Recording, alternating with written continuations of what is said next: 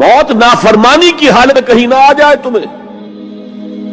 وہ کوئی ضمانت تمہارے پاس نہیں ہے کہ تم کسی گناہ کا ارتکاب کر بھی چکو گے, پھر تمہیں توبہ کا وقت بھی مل جائے گا, پھر موت آئے گی, اس سے پہلے موت نہیں آ سکتی.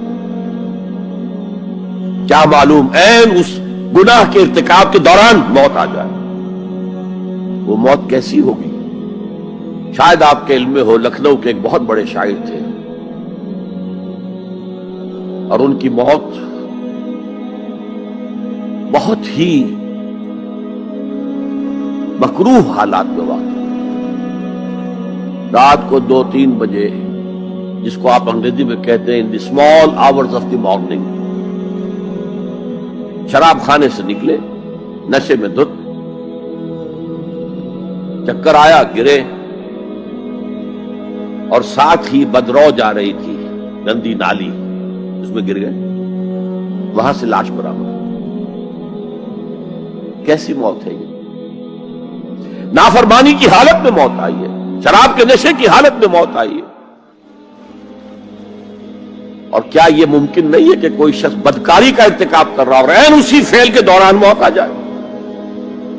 اچھا, اب اگر آپ نے طے کر دیا نہیں مروں گا مگر حالت فرما برداری میں, اس کی ایک ہی شکل ہے, کوئی لمحہ بھی نافرمانی میں بسر نہ ہو, مبادا اسی لمحے موت آ جائے. ہر لمحے کا پہرا دیجئے, ہر ساعت کی پوری حفاظت کیجئے, کہیں نافرمانی کا کوئی ارتکاب نہ ہو اور عین اس حالت میں کہیں موت نہ آ جائے. میں وہ حدیث آپ کو سنا چکا ہوں, لا یزنی الزانی حین یزنی وہو مومن. کوئی زانی حالت ایمان میں زنا نہیں کرتا, جب وہ زنا کر رہا ہوتا ایمان اس کے دل سے نکل کر اوپر سر پر منڈلاتا رہتا. کوئی چور حالت ایمان میں چوری نہیں کرتا, ولا یسرق السارق حین یسرق وہو مومن. کوئی شرابی حالت ایمان میں شراب نہیں پی سکتا, ولا یشرب الخمر حین یشرب وہو مومن. اگر ایمان بھی ہو دل میں اور یہ حرکات بھی ہو رہی ہو تو وہ ایمان 2 پیسے کا نہیں, 2 ٹکے کا نہیں. کیا اس ایمان کی قیمت ہے؟ کیا قدر و قیمت ہے اس کی؟ اب اگر عین اسی حالت کے اندر موت آ گئی تو یہ تو خلوع ایمان ہے, ایمان کا خالی ہو جانا ہے. یہ ہے وہ بات جو کہی گئی. اب یہ اسلام اور تقوی, ان دونوں کو یہاں نوٹ کر لیجئے.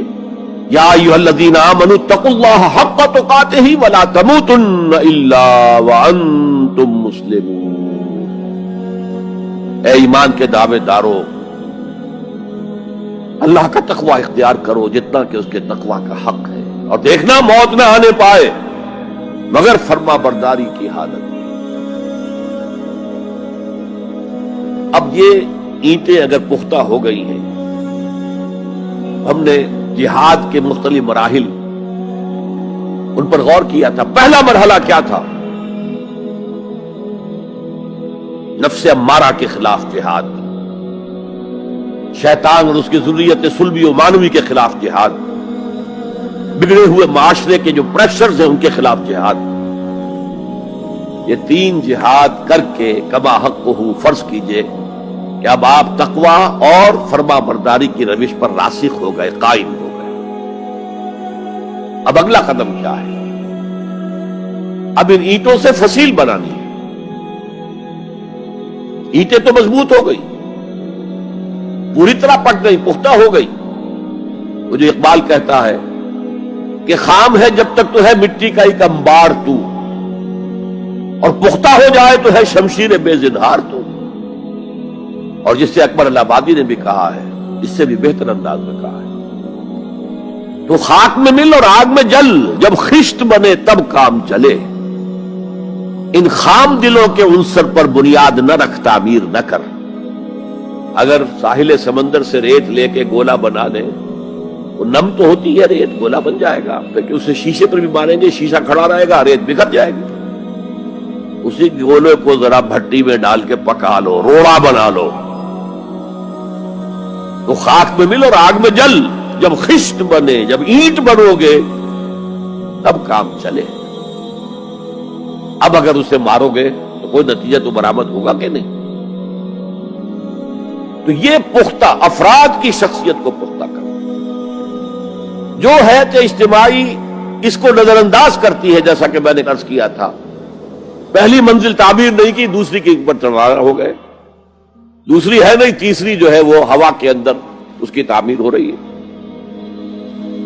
ہماری بہت سی ناکامیوں کا اصل سبب یہ ہے۔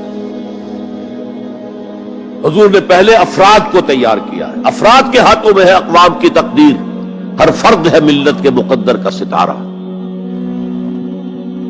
اور ہر حیات اجتماعی یا کوئی تنظیم ہو، کوئی جماعت ہو جو اسلام کی سربلندی کے لیے کام کرنا چاہیے، اسے سب سے پہلے پختہ کردار والے افراد تیار کرنے ہوں گے۔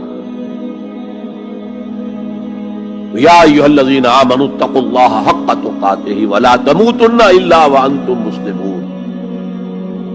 اب دوسرا نقطہ کیا ہے؟ ان کو جوڑنا ہے، اب اینٹوں کو جوڑنا ہے۔ And for that you need a cement substance۔ پچھلے زمانے میں چونا وغیرہ ہوتا تھا، چونے سے جوڑا جاتا تھا، آج کل سیمنٹ ہے۔ اگر یہ سیمنٹ سبسٹنس مضبوط ہے تو یہ فصیل اور دیوار مضبوط ہے، اگر یہ نہیں ہے تو چاہے اینٹیں پختہ ہو تب بھی سیلاب کا ریلا آئے گا، بہا کے لے جائے گا۔ اینٹوں کی پختگی کے ساتھ ساتھ ان کو جوڑنے والا مورٹر جو ہے اس کو بھی مضبوط ہونا چاہیے۔ اس لیے دوسرا نقطہ، یہ سہ نکاتی لایہ عمل، 3 نکاتی لایہ عمل۔ پہلا تقوی اختیار کرو اور اللہ تعالیٰ کی پوری فرما برداری اختیار کرو، کوئی لمحہ تمہارا نافرمانی میں نہ گزرے۔ اب واعتصموا بحبل اللہ جمیعا ولا تفرقوا، چمٹ جاؤ اللہ کی رسی کے ساتھ مل جل کر اور تفرقے میں نہ پڑو۔ اعتصام عصمت سے بنا ہے، عصمت حفاظت کو کہتے ہیں۔ اعتصام حفاظت حاصل کرنا، جیسے آپ دیکھتے ہیں کہ کسی بچے کو اگر کوئی خوف لاحق ہو جائے، کوئی ڈرائے، وہ آئے گا، دوڑے گا، ماں کی گود میں آ کر ماں سے چمٹ جائے گا۔ وہ یہ سمجھتا ہے اپنے چھوٹے سے ذہن کے مطابق میں قلعے میں آ گیا ہوں۔ یہ دوسری بات ہے کہ کوئی شفاق انسان، جیسے فسادات ہوتے ہیں یا جیسا کچھ سن 47 میں ہوا تھا، کوئی شفاق بھیڑیا صفت انسان آئے، بچے کو کھینچے ماں کی گود سے، اچھالے اور کسی نیزے میں پرو لے۔ لیکن بچہ یہ سمجھتا ہے کہ میں آ گیا ہوں، پناہ میں آ گیا ہوں، قلعے میں آ گیا ہوں۔ تو یہ ہے اعتصام۔ اور عجیب بات یہ ہے کہ جو اس سورہ مبارکہ کی جو ہم نے شروع کی ہے آیات، وہاں سے ایک آیت پہلے جو ہے 10ویں رکوع کی آخری آیت، وَمَن يَعْتَصِم بِاللَّهِ فَقَدْ هُدِيَ إِلَىٰ صِرَاطٍ مُسْتَقِيمٍ۔ یہاں حبل اللہ نہیں ہے، جو اللہ کے ساتھ چمٹ جائے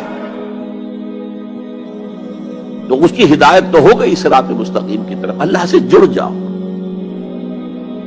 سورہ حج کی آخری آیت کے بھی آخری الفاظ یہی ہے، وَاعْتَصِمُوا بِاللَّهِ فَأَقِیمُوا الصَّلَاةَ وَآتُوا الزَّکَاةَ وَاعْتَصِمُوا بِاللَّهِ۔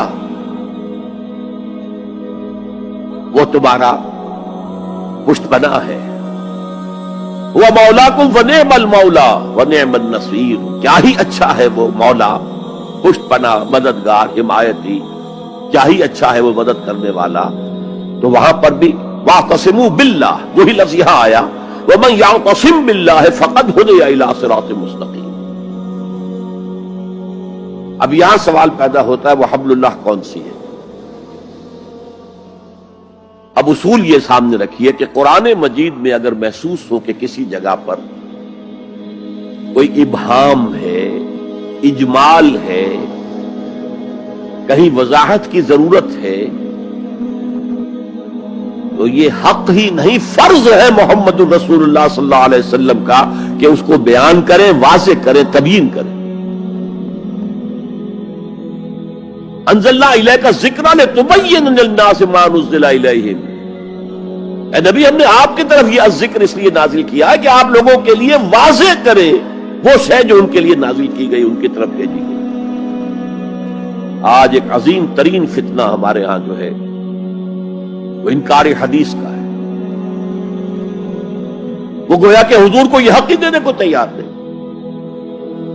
کہ قرآن مجید کی آیات کی توضیح کریں، تبیین کریں،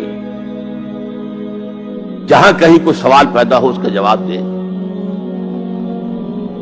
لیکن یہ جان لیجئے یہ حضور کا صرف حق نہیں، فرض. مجھے ایک بڑا تلخ تجربہ ہوا تھا لاہور میں 1973 میں، وہ جو عالمی کانفرنس ہوئی تھی لاہور میں، دنیا کے تمام مسلمان ملکوں کے سربراہ وہاں جمع تھے. تو اس زمانے میں اس آیت کا بڑا چرچا تھا، اخبارات میں بھی بڑے بڑے اشتہار شائع ہو رہے لوگوں کی طرف سے، وَاعْتَصِمُوا بِحَبْلِ اللَّهِ جَمِيعًا وَلَا تَفَرَّقُوا. رکشاؤں کے پیچھے بھی بینر لگے ہوئے ہیں، ٹیکسیوں کے پیچھے بینر لگے ہوئے ہیں، وَاعْتَصِمُوا بِحَبْلِ اللَّهِ جَمِيعًا. بینر آویزاں ہیں سڑکوں پر جا بجا. لیکن میں ایک پریس میں گیا کہ جہاں میری ایک کتاب چھپ رہی تھی اور تاخیر ہو رہی تھی، تو میں ذرا ان سے کہنے گیا جلدی کرو. وہاں ایک صاحب آئے ہوئے تھے اور بدقسمتی سے آزاد کشمیر، جو ہمارے ہاں آزاد کشمیر کہلاتا ہے، آپ کے ہاں وہ مقبوضہ کشمیر کہلائے گا، اس کے وہ محکمہ جو انفارمیشن ڈپارٹمنٹ کے سیکرٹری تھے، اہم تھے. ان کا یہ کیا رہا؟ یہ لا یعنی کلام ہے، بے معنی کلام ہے. وَاعْتَصِمُوا بِحَبْلِ اللَّهِ جَمِيعًا. کہاں ہے وہ رسی؟ کس کو رسی؟ کون سی رسی کو پکڑوں؟ بہت صدمہ ہوا، لیکن کیا کیا جائے؟ اصل میں کمیونسٹ ذہن کے تھے. اب اس لیے وہ اللہ کے رسول نے واضح کیا ہے کہ حبل اللہ کون سی. میں وہ حدیث آپ کو سنا چکا ہوں، حضرت علی رضی اللہ تعالیٰ عنہ سے جو مروی ہے، نبی اکرم صلی اللہ علیہ وسلم، ترمذی شریف اور دارمی یا بیہقی میں موجود ہے.